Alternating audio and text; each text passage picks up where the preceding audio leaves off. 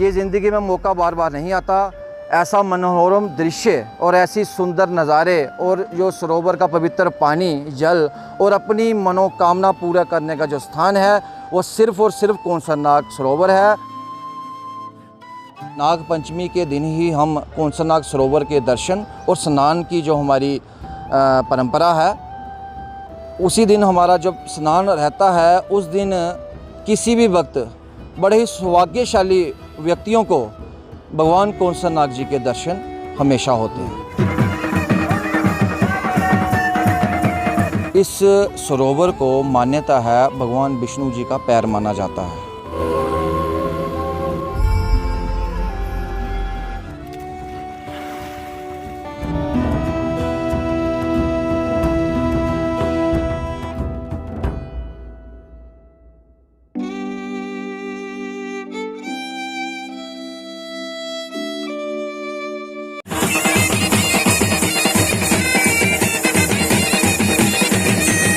पीर पंचाल की चोटियों में कौंसरनाग सरोवर की झील के बारे में आप सब लोगों ने सुना होगा। रियासी इसी लक्ष्मी नारायण मंदिर से यात्रा जो अचड़ी यात्रा जो है वो निकाली जाती है। कहते हैं सर, पहले आप अपना नाम बताएंगे मुझे। जी, मेरा नाम निशांत मगोत्रा है जी। इस कौंसरनाग कमेटी जिला का मैं अध्यक्ष हूँ जी। मैं आपसे यही जानना चाहूँगा कि ये कौन सी बार जो है यात्रा जा रही है और कि काफ़ी आनंद में ये यात्रा होती है, हमने काफ़ी बार सुना है, तो क्या कुछ इस यात्रा में मेन रहता है वो थोड़ा सा बताएं। जी, देखिए, ऐसे ये यात्रा 2010 में शुरू हुई थी। मैं इस कमेटी से 2014 से जुड़ा हुआ हूँ और 2014 से लगातार कौंसरनाग की यात्रा करता आया हूँ। मेरे साथ साथी विवेक जी, इन्होंने भी 2016 और 17 की यात्रा मेरे साथ की है। इस यात्रा के बारे में मैं आपको पहले तो बताता हूँ हिस्ट्री के हिसाब से। जो इस यात्रा का वर्णन है वो हमारा जो धार्मिक ग्रंथ है नीलमत पुराण, उसमें इस यात्रा का पूरा वर्णन किया गया है। इस सरोवर को मान्यता है भगवान विष्णु जी का पैर माना जाता है। इसके ऊपर अगर मैं कथा की बात करूँगा वो बड़ी लंबी बात हो जाएगी, तो मैं छोटी बात कहते हुए ये कहूँगा कि जो नीलमत पुराण है आप उसका पूरा विवरण करें, पढ़ें। उसमें आपको इसका पूरा जो भी विवरण है वो पूरा आपको मिलेगा कि किस प्रकार इसका निर्माण हुआ था भगवान विष्णु द्वारा और कौन से युग में। रही बात इस यात्रा की, जो कि 2010 के बाद रियासी से ये छड़ी यात्रा की शुरुआत की गई थी। हमारे भूतपूर्व प्रधान श्री टाकन दास जी, इन्होंने 2010 में ये यात्रा शुरुआत की थी और 2021 तक ये इस यात्रा कमेटी के प्रधान रहे हैं। स्वास्थ्य कारणों की वजह से इसी साल ये जिम्मेवारी जो है कि मुझे सौंपी गई है यात्रा चलाने की।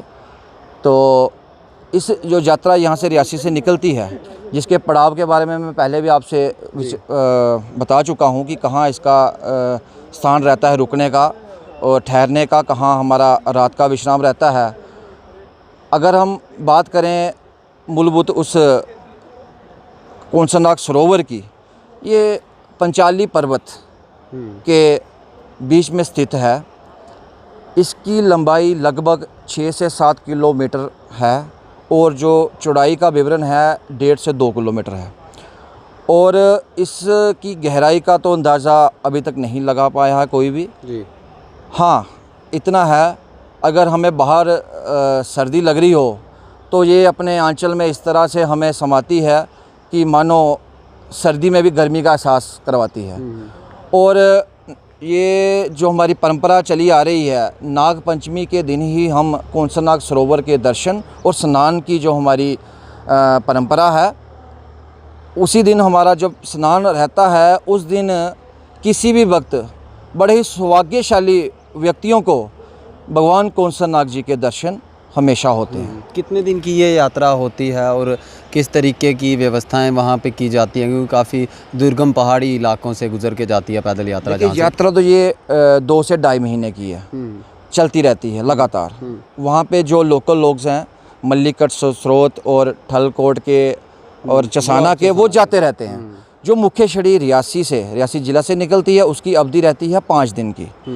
5 दिन की अवधि में जो पैदल का जो हमारा रास्ता रहता है आने जाने का, उसमें 3 से 4 दिन लगते हैं। यात्रा कठिन है, लेकिन समय दर समय यात्रा आसान हुई है। पहले ये हमें 30 से 35 किलोमीटर पैदल चलना पड़ता था। उसके बाद एक पुल का निर्माण हुआ जो काफ़ी देर से काम अटका हुआ था। उससे अब जो हमारी गाड़ी है वो लगभग 7 किलोमीटर का रास्ता आसान हो चुका है और मल्लिकट ससरोत जो वैली है वहाँ तक हमारी ये गाड़ी जाती है। तो उस हिसाब से हमारा 25 किलोमीटर मार्ग रहता है एक साइड का यात्रा का, पैदल का। जी हाँ। पहला हमारा पड़ाव सरी का रहता है। सरी तक पहुँचने के लिए बड़ा ही जो दृश्य हैं वो बड़े मनमोहक दृश्य हैं। पानी की रास्ते में कोई कमी नहीं है और वहाँ पे हमारे लोकल लोग की जो चसाना में रहने वाले वहाँ पे उनकी डोके हैं। वहाँ पे हम उन डोकों में रहा करते थे, लेकिन पिछले 2 साल पहले हमने एक भव्य वहाँ पे निर्माण करवाया, एक काफ़ी बड़ा हॉल का, धर्मशाला ही लगा लीजिए। हाँ, वहाँ पे हमारी यात्रा रुकती है जिसमें 500 से 1000 व्यक्तियों की रुकने की व्यवस्था रहती है। लंगर की व्यवस्था भी वहीं रहती है। और हमने साफ़ सफाई के तौर पर वहाँ पे बाथरूम नहीं थे, बाथरूम का निर्माण करवाया है। पानी की व्यवस्था वहाँ पे नल द्वारा पहुँची है और लंगर की व्यवस्था, किचन, सब कुछ है।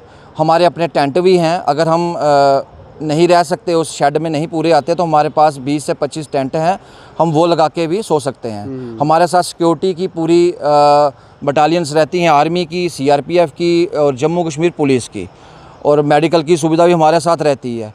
जो भी व्यक्ति कहीं भी हमारे साथ यात्रा में इस साल 2022 की वार्षिक यात्रा में जाने का इच्छुक है वो मेरा नंबर पे कांटेक्ट करे। मेरा नंबर 9906283770। मैं एक बार फिर से रिपीट करता हूँ, 9906283770। निशांत मेरा नाम है। जी निशांत जी, एक चीज़ और जानना चाहूँगा। कोविड के बाद पहली बार जो है, कोविड में भी ये यात्रा जो है वो गई थी।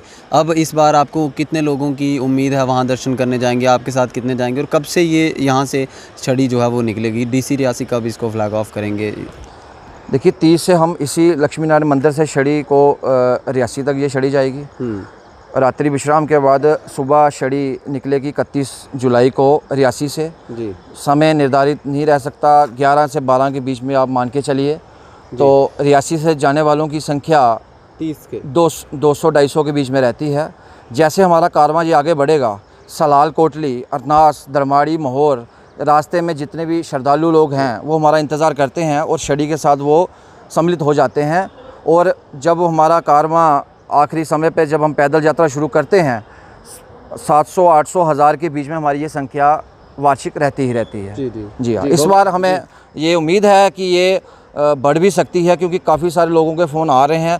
आप मीडिया बंधुओं के माध्यम से जैसे ही इस न्यूज़ का आगे संचालन होगा, हमें पूरी उम्मीद है कि और भी लोगों के हमें फ़ोन आएंगे, वो अपने रजिस्ट्रेशन करवा सकते हैं। रजिस्ट्रेशन के लिए पहला तो आप हमें दिए गए हमारे नंबरों पे कांटेक्ट कर सकते हैं। जब यात्रा यहाँ से निकलेगी, सुंगड़ी जहाँ रात्रि हमारा विश्राम रहता है, वहाँ पे हमारी जो लोकल एडमिनिस्ट्रेशन है उनके द्वारा पंजीकृत रजिस्ट्रेशन किया जाएगा और उनका सुचारू रूप से मेडिकल भी किया जाएगा कि वो फिट हैं कि नहीं है यात्रा जाने के लिए। और मैं फिर से एक बार सभी आपके माध्यम से सभी श्रद्धालुओं को और जो जिज्ञासा रखते हैं इस कौंसरनाग यात्रा के लिए, आपके माध्यम से ये बताना चाहता हूँ, ये ज़िंदगी में मौका बार बार नहीं आता। ऐसा मनोरम दृश्य और ऐसी सुंदर नज़ारे और जो सरोवर का पवित्र पानी, जल और अपनी मनोकामना पूरा करने का जो स्थान है वो सिर्फ़ और सिर्फ कौंसरनाग सरोवर है। आप सभी श्रद्धालु अपने परिवार सहित, अपने दोस्तों संग अपना कोई भी साथी चुनकर इस यात्रा को इसका अनुभव करें। और मैं फिर से आपको बता देना चाहता हूँ, 30 तारीख को छड़ी रियासी यहाँ लक्ष्मी नारायण मंदिर से निकलेगी, 31 को सुबह छड़ी निकलेगी रियासी से, और आखिरी जो हमारा पड़ाव वापस आने का रहेगा वो छड़ी 4 और 5 को हमारी वापस आएगी। जी हाँ, बहुत बहुत शुक्रिया, धन्यवाद।